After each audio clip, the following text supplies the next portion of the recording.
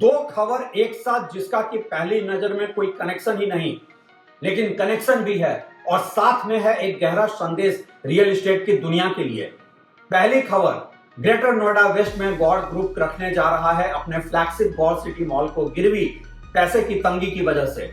और दूसरी खबर, Chinese real estate company Evergrande अपने दिवालियेपन की वजह से हांगकांग स्टॉक एक्सचेंज से डीलिस्ट होगी।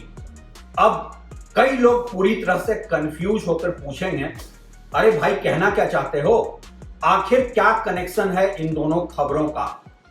दरअसल इन दोनों खबरों में ही कनेक्शन भी है और दुनिया भर के रियल एस्टेट इकोसिस्टम के लिए मैसेज भी।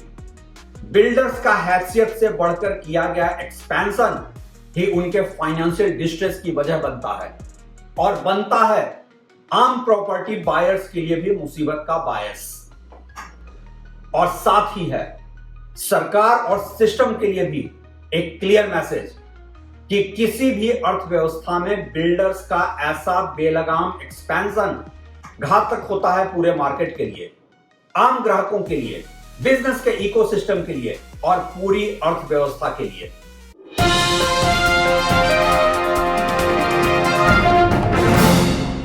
नमस्कार, आप देख रहे हैं ट्रैक टू रियलिटी और मेरा नाम है रवि सिन्हा। दरअसल ऐसी खबरें कोई नई नहीं है, ना ही इंडिया में और ना ही दुनिया के कई दूसरे देशों में। रियल एस्टेट जाना ही जाता है अपने रेकलेसनेस के लिए। भारत में ही बात करें तो Amrapali, JP, Unitech, Supertech, HDIL और न जाने कितने ही ऐसे और उदाहरण भरे पड़े हैं जिसके बाद एक सबक सीख लिया जाना चाहिए था, लेकिन हमारी सिस्टम में कोई सबक सीखने को तैयार ही नहीं है।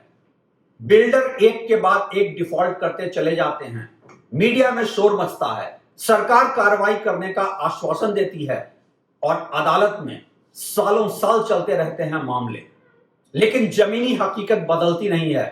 बस आने वाले दिनों में डिफॉल्टर बिल्डरों के नाम ही बदलते हैं, लेकिन चाल, चेहरा और चरित्र नहीं बदलता इस सेक्टर का।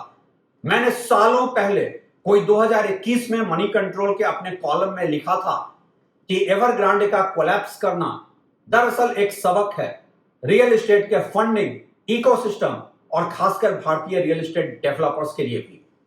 लेकिन ना तो वो सबक सीखने को तैयार हैं और ना ही ये सिस्टम उन्हें करता है मजबूर कि सबक सीखो और सुधर जाओ। और आम घर खरीदार का तो पता नहीं कि ब्रेन वॉश हुआ है या ब्रेन ही हाईजैक हो गया है इन बिल्डर लॉबी के द्वारा कि वो ऐसे ही एक के बाद एक ओवर एम्बिशियस प्रोजेक्ट लॉन्च करने वाले बिल्डर्स को बड़ा बिल्डर मान लेता है। करता रहता है आम घर खरीदार इन्वेस्ट, लोन लेकर और कर्ज के बोझ तले दबकर उस बिल्डर के प्रोजेक्ट में जिसके पास डिलीवर करने को सपने ज्यादा होते हैं और हकीकत कम।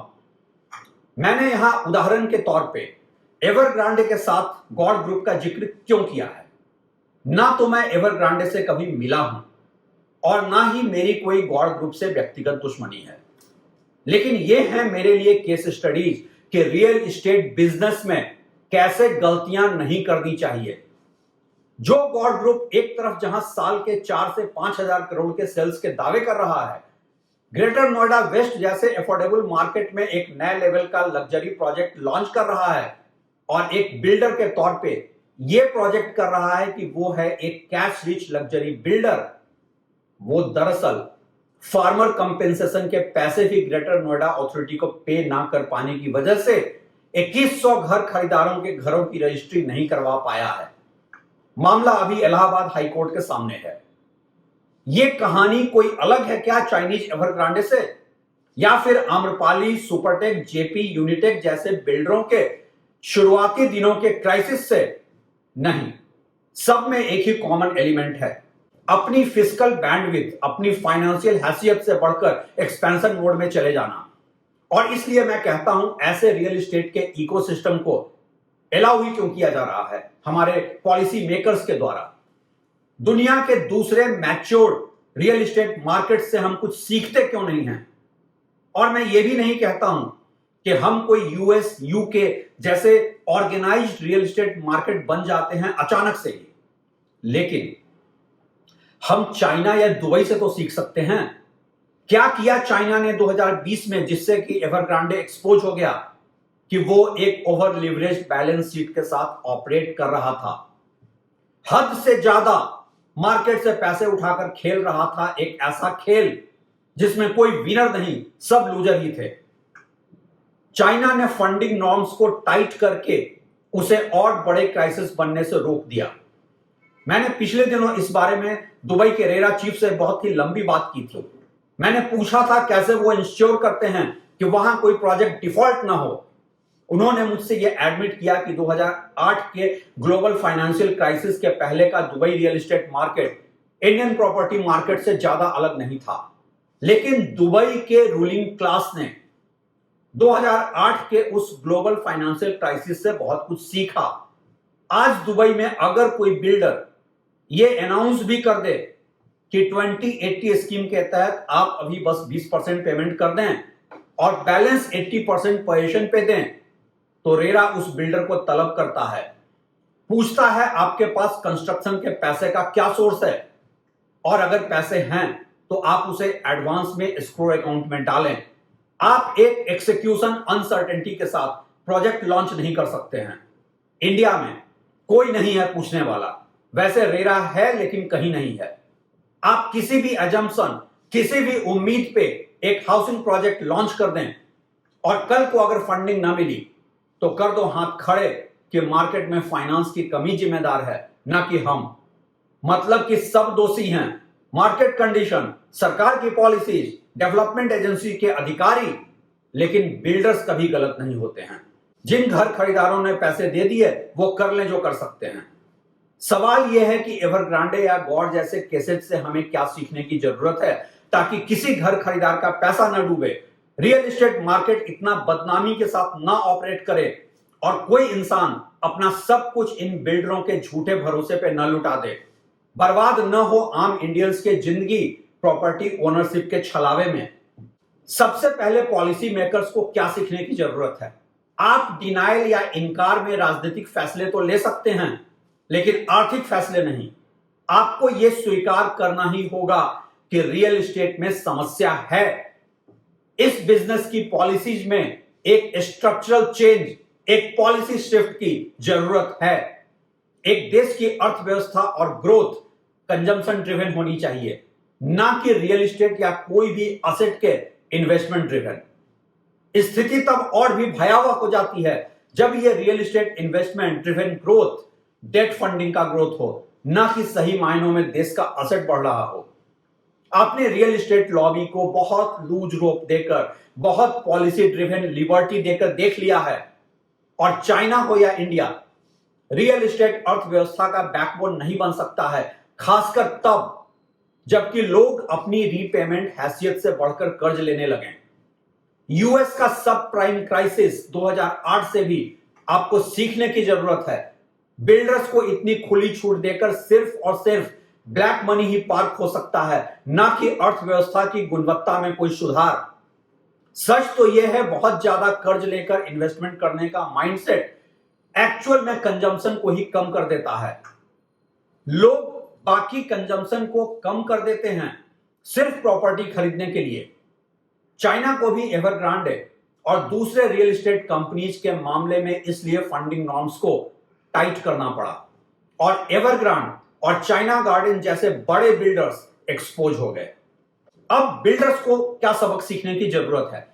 वैसे बिल्डर्स तो खुद की गलतियों से कुछ सीखने से रहे, और इन्हें तो स्कूल में बैठकर पढ़ाए जाने की जरूरत है कि लिवरेज और लायबिलिटी का फर्क क्या होता है। एक दौर था जब रियल एस्टेट का डबल डिजिट ग्रोथ देखकर बिल्डर भी प्राइवेट लेंडर से 18 से 24% के ब्याज दर पे पैसा उठाकर माइंडलेस ग्रोथ करने लगे थे, और फिर मार्केट स्लोडाउन में कई तो इसी खेल में बर्बाद भी हो गए, लेकिन फिर भी सीखने की जहमत नहीं उठाई।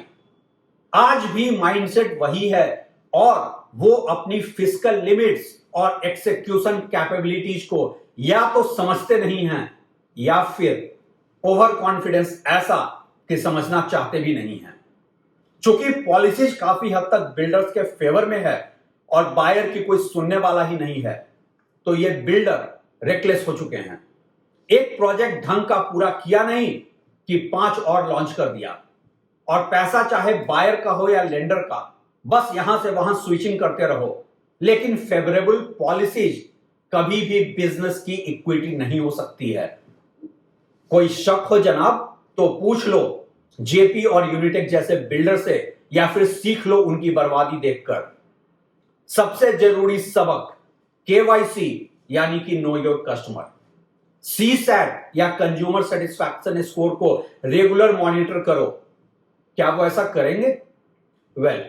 इसका जवाब आप और हम सब जानते हैं। सबसे जरूरी सवाल, आखिर क्या है सबक प्रॉपर्टी बायर्स के लिए, और आम घर खरीदारों को क्या करना चाहिए? वो फाइनेंस की दुनिया में कहते हैं ना कि ग्रिड इज गुड, लालच अच्छी चीज है, लेकिन greed is not good with debt. कर्जे को कमाई नहीं समझें, दूर ही रहें कर्ज के बोझ तले दबने से प्रॉपर्टी खरीदने के लालच में, और दूर रहें ऐसे ओवर लिवरेज बिल्डर्स से जिनके हैं नाम बड़े और दर्शन छोटे।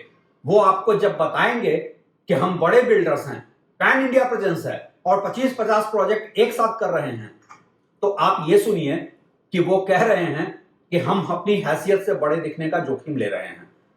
आपकी सावधानी घटी और आपके साथ दुर्घटना घटी। एक पत्रकार के तौर पे मैंने अपना फर्ज पूरा किया, आपको एक पर्सपेक्टिव में सच बताने का। आगे पैसा आपका, कर्ज का बोझ आपका, और इसलिए फैसला आपका। मेरी बात को सुनने के लिए शुक्रिया।